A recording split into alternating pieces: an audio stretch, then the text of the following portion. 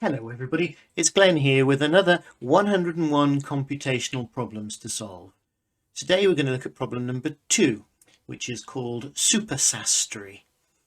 At a bus stop recently, Puppy Pete noticed something interesting about the bus he was waiting for.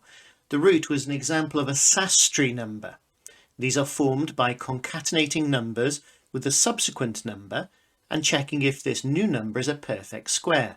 For example, 183 is a Sastry number because 183, 184 is a perfect square. But 144 is not, because 144, 145 is not a perfect square. In a similar manner, Peter imagined super Sastry numbers, which are formed by concatenating the number with the next two subsequent numbers. If this number is a perfect cube, the number is said to be super Sastry. What is the smallest such number? Okay, so we're going to start in Python in Jupyter Notebook as before, and I've already commented there that the program here is called number 2 super Sastry. So a couple of things for us to think about. We're going to think about concatenating the number, a number, with the next subsequent two numbers. So that's relatively simple, because if we take n is 1, we want n is 1, then n is 2, and then n is 3, and then we want to concatenate them together. So I've got to make n plus 1 and n plus 2, but also turn things into strings so that I can concatenate them. So what I could do, if I just write a very small loop, so if I just have n in range, and let's just say this is 1 to 10 for the sake of just experimentation. And this I'm going to have a new number now.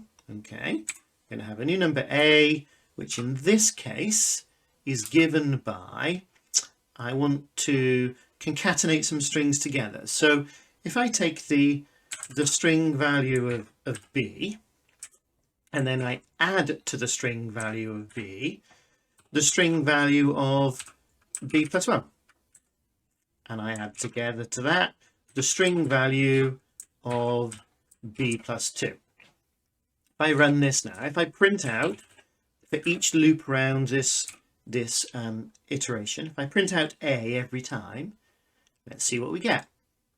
1, 2, 3. So b is 1, and then we've added 1 and we've added a second one. So we've got the number and then the next two subsequent numbers. 1, 2, 3, 4, 6, 7, 8, 9. So when it's 9, the next one is 10, and the next one is 11. Okay. Now, the challenge we've got here now, though, of course, is 1, 2, 3, print A. A is made of a collection of all of these strings being added together. So what I need to do is I need to wrap that A in an integer statement.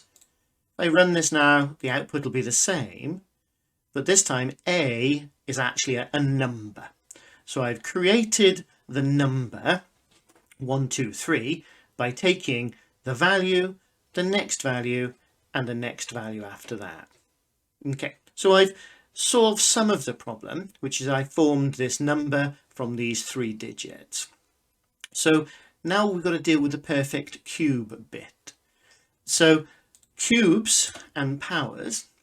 So I'm now going to make a new variable c, and I'm going to let c equal this a value, but raised to the power, and in Python that's 2 asterisks, raised to the power of 1/3.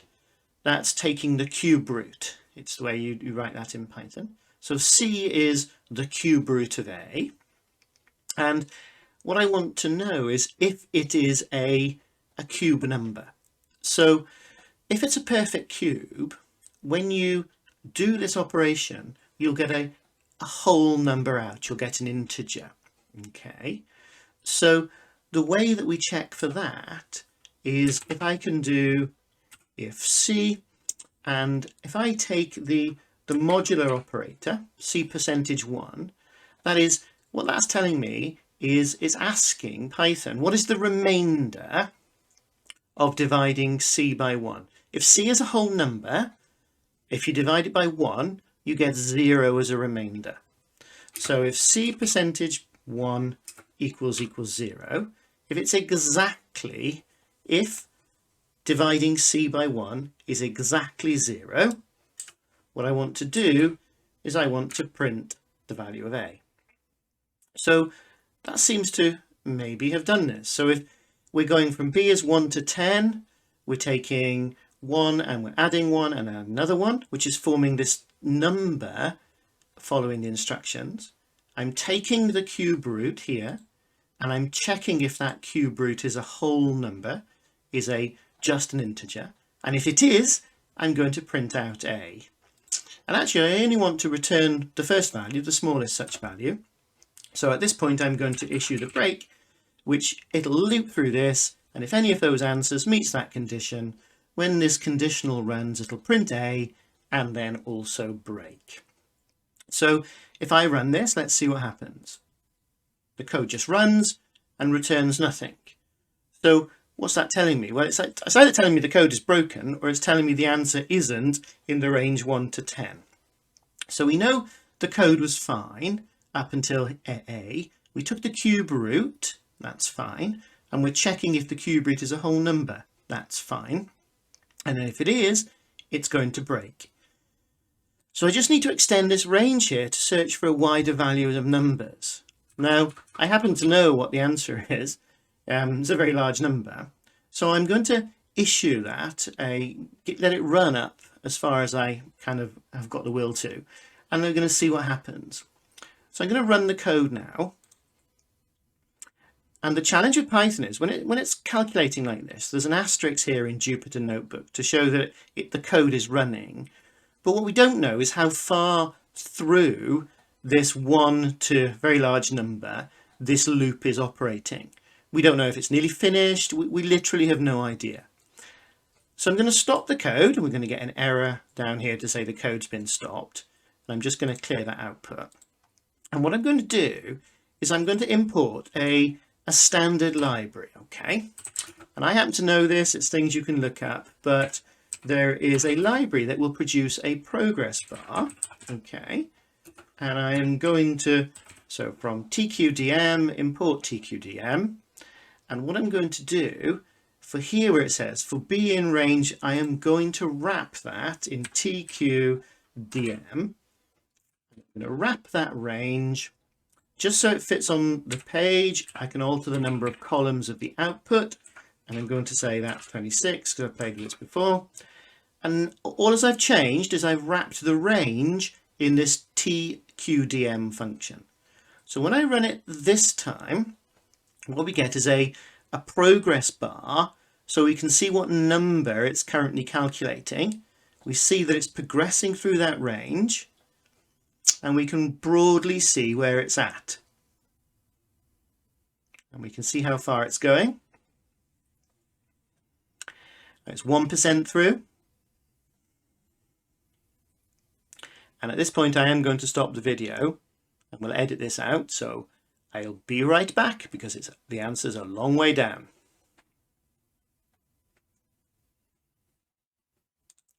So here we are back in the room.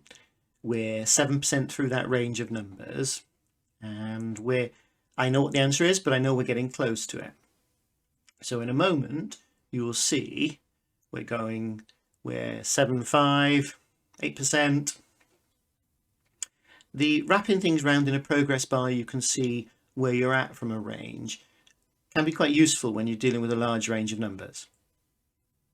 And there we go, it's finished. So here is a super Sastry number, which is 8152019, 815222019, 815222020, 815222021.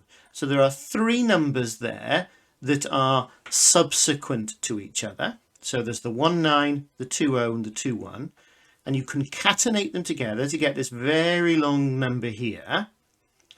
And that very long number satisfies the rules of being a perfect cube, but is also made up from 3 digits, 3 numbers, we've got the 815222019, we've got the subsequent number 815222020, and we've got the subsequent number after that 815222021.